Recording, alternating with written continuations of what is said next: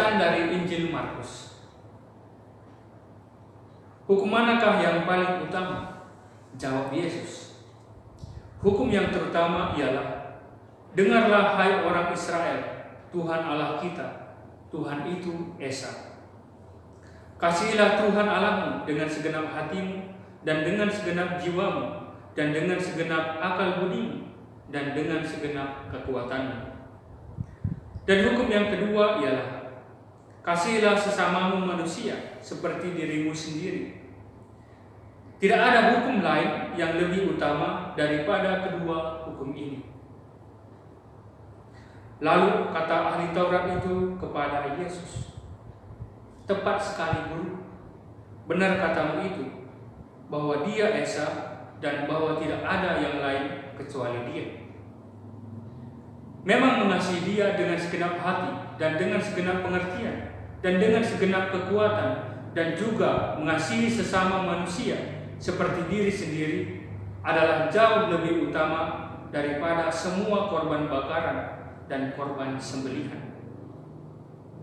Yesus melihat bagaimana bijaksananya jawab orang itu, dan Ia berkata kepadanya, engkau tidak jauh dari kerajaan Allah. Dan seorang pun tidak berani lagi menanyakan sesuatu kepada Yesus. Demikianlah sabda Tuhan. Pace Ebene, saudara-saudari yang terkasih dalam Tuhan, dalam bacaan Injil hari ini, seorang ahli Taurat datang kepada Yesus untuk menanyakan perintah Tuhan yang paling utama. Yesus tidak langsung menjawab pertanyaan ahli Taurat itu, tetapi mengingatkannya kembali. Kasihilah Tuhan Allahmu dengan segenap hati, dan dengan segenap jiwa, dan dengan segenap akal budi, dan dengan segenap kekuatanmu. Dan perintah yang kedua adalah, kasihilah sesamamu manusia seperti dirimu sendiri. Ahli Taurat setuju dengan perkataan Yesus. Tepat sekali perkataan Yesus. Dan menambahkan bahwa nilai kasih kepada Tuhan dan sesama itu melebihi kurban bakaran dan kurban sembelihan. Yesus sendiri mengakui orang ini dengan berkata, engkau tidak jauh dari kerajaan Allah. Mengapa kasih begitu penting? Alasan pokoknya adalah Allah sendiri adalah kasih. Allah adalah sumber kasih, memberi kasihnya kepada manusia melalui Yesus putranya. Sebagai jawaban manusia atas kasih Allah, maka manusia wajib mengasihi Allah dan mengasihi sesamanya.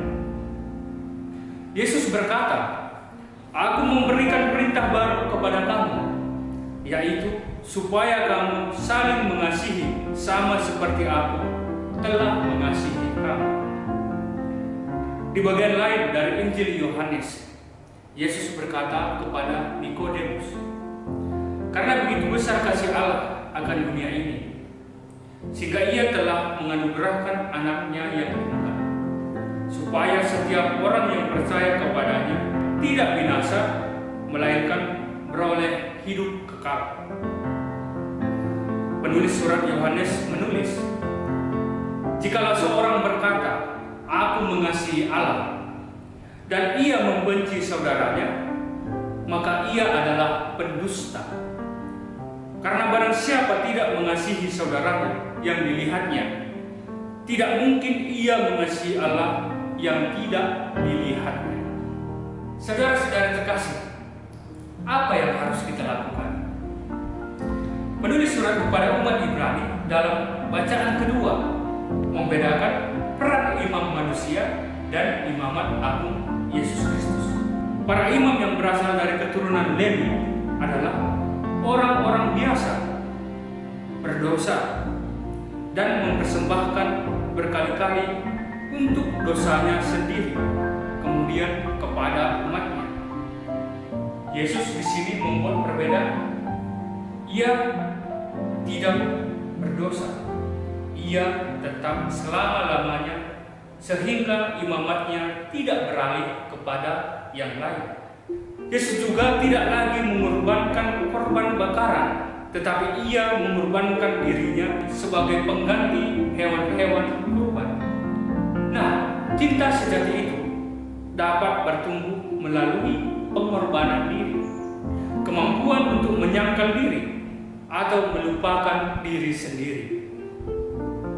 Kalau begitu, hal praktis yang harus kita lakukan untuk menanggapi kasih Tuhan adalah menerima diri apa adanya, menghormatkan diri dalam pelayanan-pelayanan kita, sampai menyerahkannya seperti Yesus sendiri.